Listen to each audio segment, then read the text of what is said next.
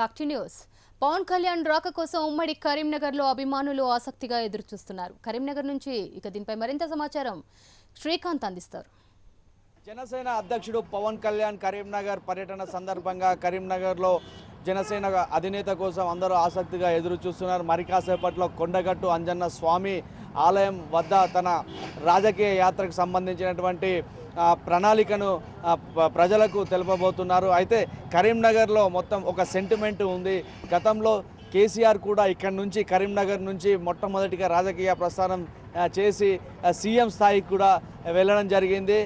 ఇటు ఆంజనేయ స్వామి సెంటిమెంట్, అలాగే కరీంనగర్ నుంచి రాజకీయ ప్రస్థానం మొదలు పెడితే ఎలా ఉంటుంది అన్న సెంటిమెంట్తో పవన్ కళ్యాణ్ కొండగట్టును ఎంచుకున్నటువంటి పరిస్థితి. అయితే కరీంనగర్కు వస్తున్నటువంటి పవన్ కళ్యాణ్, కరీంనగర్ జిల్లా వాసులు ఏమనుకుంటున్నారు, పవన్ కళ్యాణ్ రాజకీయ రంగ ప్రవేశం పైన పవన్ కళ్యాణ్ వస్తే ఎలా ఉంటుంది అనే అంశం పైన కరీంనగర్ నగర వాసుల అభిప్రాయం ఏంటో తెలుసుకునే ప్రయత్నం చేద్దాం.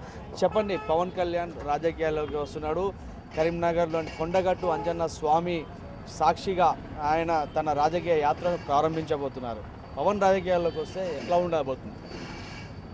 చాలామంది సినీ ఫీల్డ్లో ఉన్నటువంటి వారు ఎంజీఆర్ గారు కానీ ఎన్టీఆర్ గారు కానీ చాలామంది మేధావులకు సంబంధించి రాజకీయాల్లోకి వచ్చారు, ఒక ప్రపంచాన్ని సృష్టించారు. పవన్ కళ్యాణ్ కూడా రాజకీయాల్లోకి రావాలి, ప్రపంచాన్ని సృష్టించాలని చెప్పి మేము కోరుకుంటున్నాం. కానీ ఇప్పటి వరకు పవన్ కళ్యాణ్ జనసేన పార్టీ ఆవిర్భావించినప్పటి నుంచి ఇప్పటి వరకు సంబంధించింది ప్రజా సమస్యల మీద సంబంధించి ప్రత్యక్షమైనటువంటి పోరాటం సంబంధించింది ఏంటని చెప్పి ప్రకటించలేదు. అదేవిధంగా రాష్ట్ర ప్రభుత్వం అనుసరిస్తున్నటువంటి విధి విధానాలపైన, ప్రజా వ్యతిరేక విధానాలపైన పవన్ కళ్యాణ్ సంబంధించినటువంటి కామెంట్ సంబంధించింది వరకు పెట్టలేదు. కేసీఆర్ తోటి మంచిగా అనుకూలంగా ఉంటున్నాడు, చంద్రబాబు గారితో అనుకూలంగా ఉంటుండు, అదేవిధంగా దేశంలో మతోన్మాద పార్టీ అయినటువంటి బీజేపీ పార్టీతో అనుకూలంగా వ్యవహరిస్తున్నాడు.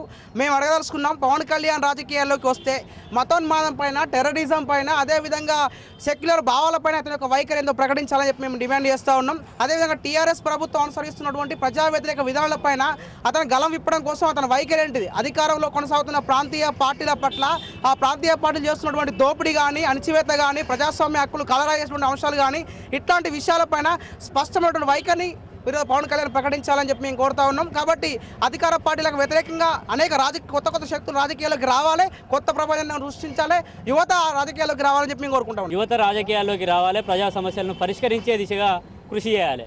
పవన్ కళ్యాణ్ గారు పార్టీ పెట్టేటప్పుడు చెప్పారు, నేను ప్రశ్నించడానికి కోసం పార్టీని పెట్టానని చెప్పాడు. కానీ ఎక్కడ ప్రశ్నించింది మాత్రం కనబడట్లేదు. ప్రశ్నిస్తే చాలా సంతోషం. ఏమని ప్రశ్నించాలి? రాష్ట్ర ప్రభుత్వం ఏదైతే హామీలు ఇచ్చిందో ఎన్నికల ముందు, ఆ హామీలు ఇంతవరకు ఎందుకు నెరవేర్చలేదని ప్రశ్నించాలి. కానీ ఎక్కడా ప్రశ్నించలేదు. అటు చంద్రబాబు నాయుడిని కూడా ప్రశ్నించలేదు. ఈ రాష్ట్ర ప్రభుత్వం బాగా చేస్తుందని చెప్తున్నాడు, ఆ రాష్ట్ర ప్రభుత్వం బాగా చేస్తున్నాడు అన్నాడు. ప్రతిపక్ష పార్టీలను ప్రశ్నిస్తున్నాడు. ఇక్కడ విచిత్రం ఏంటంటే, ప్రజా సమస్యలపైన పరిష్కారం కోసం ప్రశ్నిస్తే మంచి ఫాలోయింగ్ ఉంది. పవన్ కళ్యాణ్కి మంచి యూత్ ఉంది, ఫ్యాన్స్ ఉన్నారు, మంచి ఫాలోయింగ్ ఉంది. ఈ ఫాలోయింగ్ను తను ఏం చేసుకోవాలి అంటే, ప్రజా సమస్యల పరిష్కారం కోసం కృషి చేస్తే మంచి రాజకీయ భవిష్యత్తు ఉంటుంది. తను ఆ దిశగా కృషి చేయాలి. మొన్నటిదాకా పవన్ కళ్యాణ్ ఏమన్నాడు, అసలు కేసీఆర్ ఏంది అని చెప్పి పవన్ కళ్యాణ్ మాట్లాడాడు. కేసీఆర్ గారు ఏమన్నారు, పవన్ కళ్యాణ్ ఎవరు, వాళ్ళు ఎవరే, అసలు హీరో ఉన్నాడా లేడా అన్నాడు. కానీ ఈరోజు మొత్తం వాళ్ళు మొన్న ప్రగతి భవన్కి పోయి ఇద్దరు ములాఖాత్ అయిపోయారు. ఇప్పుడు పాదయాత్రను పెట్టిండు. దీనిపైన కేసీఆర్ కూడా స్పందించలేదు, టీఆర్ఎస్ పార్టీ వాళ్ళు కూడా స్పందించట్లేదు. మేమేం అడుగుతున్నామంటే, పవన్ కళ్యాణ్కు మంచి ఫాలోయింగ్ ఉన్నది కాబట్టి ఆ యూత్నంతా జమ చేసి ప్రజా సమస్యలు ఏవైతే ఉన్నాయో ఆ సమస్యల పరిష్కారం దిశగా అడుగులేస్తే ఆయనకు రాజకీయ భవిష్యత్తు ఉంటుంది.